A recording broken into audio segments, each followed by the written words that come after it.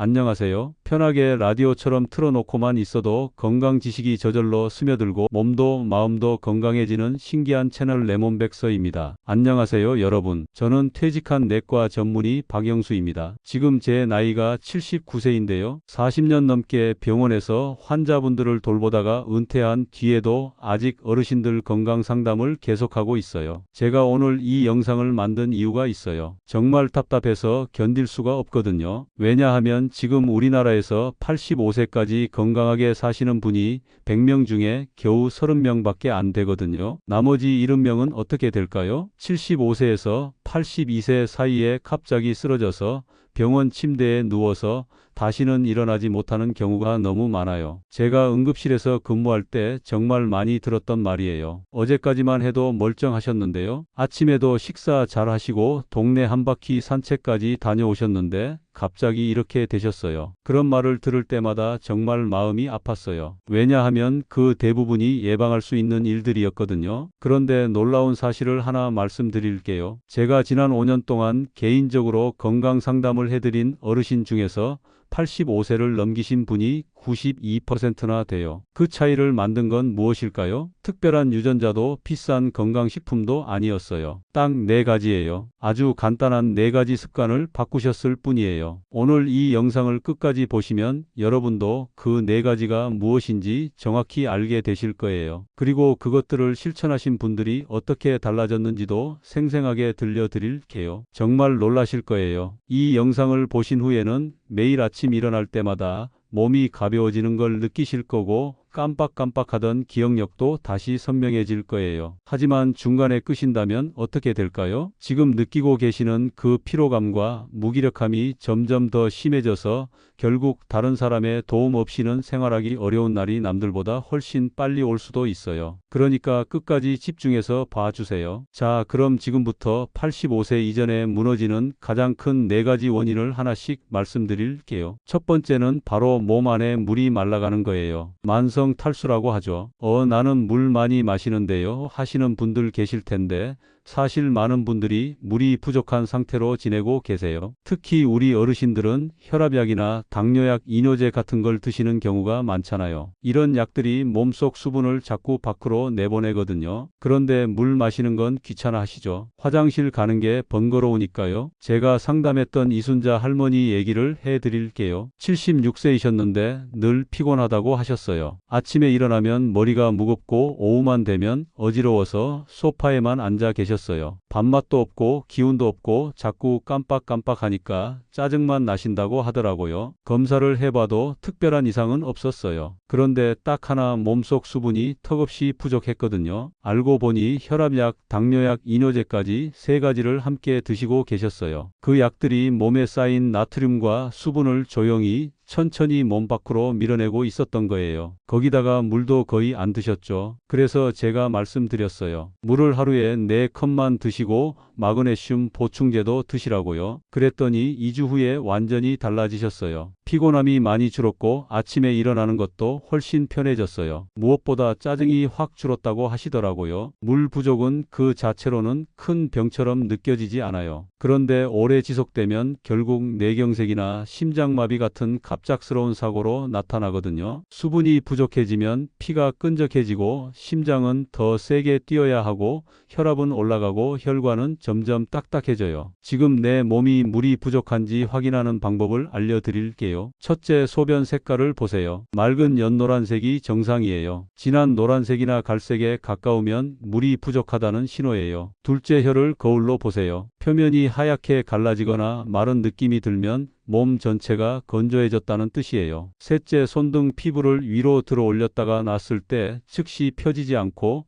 천천히 돌아오면 수분 부족이에요. 그럼 물은 언제 어떻게 마셔야 할까요? 하루 8잔을 억지로 마실 필요는 없어요. 중요한 건 타이밍이에요. 하루 4번 딱 그 시간에만 물 1컵씩 마시는 거예요. 첫 번째는 아침에 눈 뜨자마자요. 미지근한 물 1컵이 밤새 말라있던 몸을 깨우고 장 운동도 도와줘요. 두 번째는 점심 식사 30분 전이에요. 소화에도 부담 안 주고 식사량 조절에도 도움돼요. 세 번째는 외출하고 돌아왔을 때요. 밖에서 활동하면서 잃은 수분을 보충해 주는 거죠. 네 번째는 잠들기 1시간 전이에요. 너무 늦지 않게 미지근한 물을 반 컵에서 한 컵 정도요. 이렇게 하시면 3일에서 5일 안에 변비가 좋아지고 두통이 줄고 무기력감이 확 달라지실 거예요. 더 많은 분들이 이런 정보를 들으실 수 있도록 구독과 좋아요 부탁드려요. 두 번째는 많은 분들이 놓치고 계시는 거예요. 나는 매일 10,000보씩 걷는다고 하시는 분들 많으시죠? 걷는 건 분명히 좋은 운동이에요. 그런데 그것만으로는 부족해요. 85세를 넘기지 못한 분들 중에도 매일 열심히 산책하시던 분들이 많았거든요. 그런데 어느 날 계단에서 발을 헛디뎌서 엉덩이뼈가 부러지고 그대로 병원에서 일어나지 못하는 경우를 정말 많이 봤어요. 왜 그럴까요? 걷는다고 해서 근육이 지켜지지는 않거든요. 걷기는 지구력 운동이지 근육을 유지하는 운동은 아니에요. 특히 다리, 엉덩이, 허벅지 같은 낙상을 막아주는 핵심 근육들은 별도로 운동하지 않으면 매년 1%에서 2%씩 줄어들어요. 근육이 줄면 단순히 힘만 빠지는 게 아니에요. 면역력도 떨어지고 혈당 조절도 안 되고 심지어 폐렴 위험까지 높아져요. 근육은 우리가 앉고 일어나고 걷고 씹고 숨쉬는 모든 행동의 기초거든요. 박철수 할아버지 얘기를 해드릴게요. 78세이셨는데 매일 10,000보 이상 걸으시는 게 자랑이셨어요. 그런데 근육량이 부족했던 탓에 어느 날 길에서 살짝 미끄러졌는데 고관절이 골절됐어요. 거동이 불편해지니까 식욕도 의욕도 함께 무너졌거든요. 근육은 사용하지 않으면 정말 빠르게 사라져요. 그리고 한번 사라진 근육은 되찾는데 훨씬 더 많은 시간과 노력이 필요해요. 그럼 집에서 할 수 있는 간단한 근력 운동을 알려드릴게요. 거창할 필요 없어요. 집안에 의자 하나만 있으면 충분해요. 첫 번째는 의자에서 일어나기예요. 등받이에 기대지 않고 두 손은 무릎 위에 살짝 얹은 채로 천천히 앉았다가 일어나는 걸 10번만 반복하세요. 허벅지와 엉덩이 근육을 자극해서 넘어지지 않는 힘을 길러줘요. 두 번째는 벽 짚고 발뒤꿈치 들기예요. 벽이나 싱크대에 살짝 손을 얹고 발뒤꿈치를 천천히 들어 올려서 2초간 멈췄다가 내리는 거예요. 종아리 근육을 자극해서 다리 순환을 돕고 계단 오르내릴 때 안정감을 줘요. 세 번째는 한 발로 서 있기예요. 부엌 싱크대나 식탁을 살짝 짚고 한쪽 다리를 들어서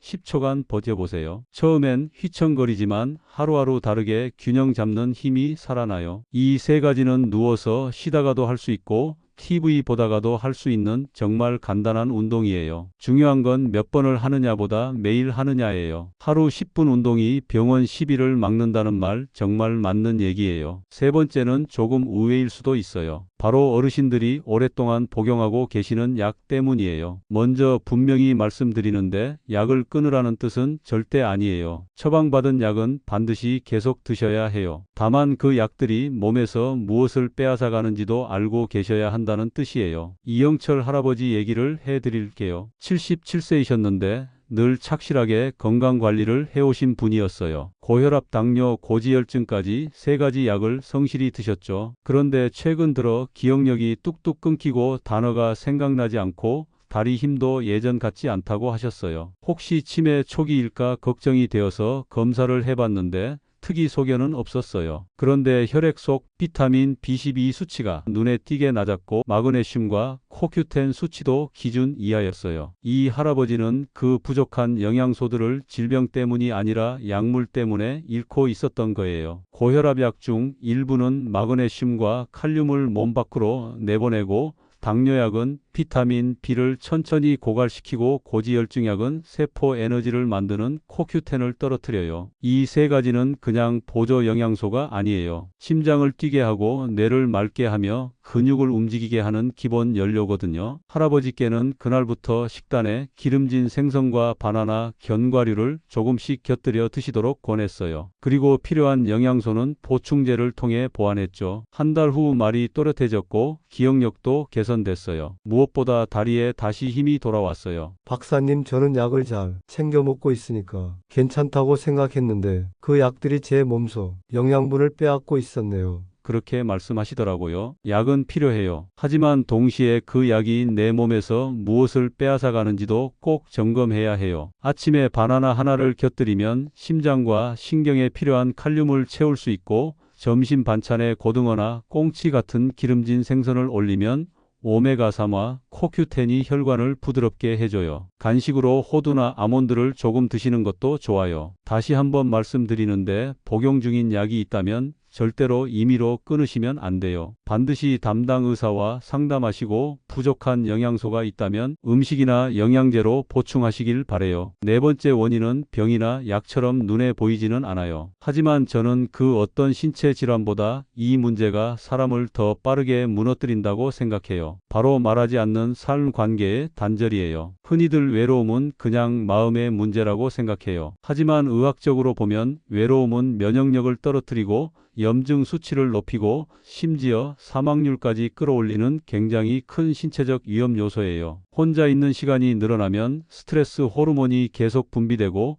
이게 장기적으로 혈압을 올리고 심장을 지치게 하고 뇌의 감정 조절 기능까지 무디게 만들어요. 정희순 할머니 얘기를 해드릴게요. 80세를 넘기셨지만 건강도 괜찮고 약도 많이 드시지 않던 분이었어요. 부지런히 혼자 밥 해 드시고 마당 화초도 돌보셨죠. 그런데 남편분이 세상을 떠난 뒤 집 밖으로 나가는 일이 거의 없어졌어요. 전화 받는 것도 귀찮아하시고 경로당도 더는 나가지 않으셨어요. 그런 상태가 딱 1년 지났을 때 몸에 변화가 찾아왔어요. 혈압이 오르고 잠이 들지 않고 밥맛도 사라졌어요. 그리고 기운이 없다며 병원에 오신 날 저는 그분의 혈압보다 그분의 얼굴빛을 더 오래 들여다봤어요. 그 표정 속에는 의학으로는 설명되지 않는 어떤 깊은 외로움이 담겨 있었거든요. 그래서 제가 말씀드렸어요. 하루에 단 10분만이라도 누군가와 통화를 하세요. 자식도 좋고 친구도 좋아요. 그게 약이 될 거예요. 처음엔 시큰둥하셨지만 자녀와의 통화를 시작하면서 조금씩 달라지기 시작했어요. 분명히 말씀드리는데 외로움은 병이에요. 하지만 약도 있어요. 그 약은 바로 사람과의 만남이에요. 하루 10분의 대화, 일주일에 한 번의 외출, 경로당에서의 노래 한 곡, 복지관에서 나누는 안부 인사. 그건 작고 사소한 일이 아니라 몸과 마음을 살리는 치료제예요. 지금까지 말씀드린 네 가지를 듣고 뭐 다 좋은 얘기지 그걸 실천하는 게 어렵지 그렇게 생각하신 분도 계실 거예요. 맞아요. 그래서 저는 그 좋은 얘기를 실제로 실천한 사람들의 이야기를 지금부터 해드리려고 해요. 먼저 84세 김씨 노부부 얘기예요. 이분들은 둘 다 고혈압과 당뇨를 갖고 있었어요. 체중은 줄고 기운도 없고 하루하루가 버겁다고 하셨죠. 병원 약은 잘 챙겨 드셨지만 피로는 더해지고 몸은 점점 말라가고 있었어요. 제가 제안드린 건 아주 단순한 것이었어요. 물을 하루 4컵, 식사에 견과류 한 줌, 하루 10분 앉았다 일어나기, 그리고 딸과 통화 한 번. 처음엔 반신반의하셨지만 두 분은 서로 약속하며 시작하셨어요. 3달이 지나고 다시 건강검진을 받으셨을 때 두 분의 혈압은 안정됐고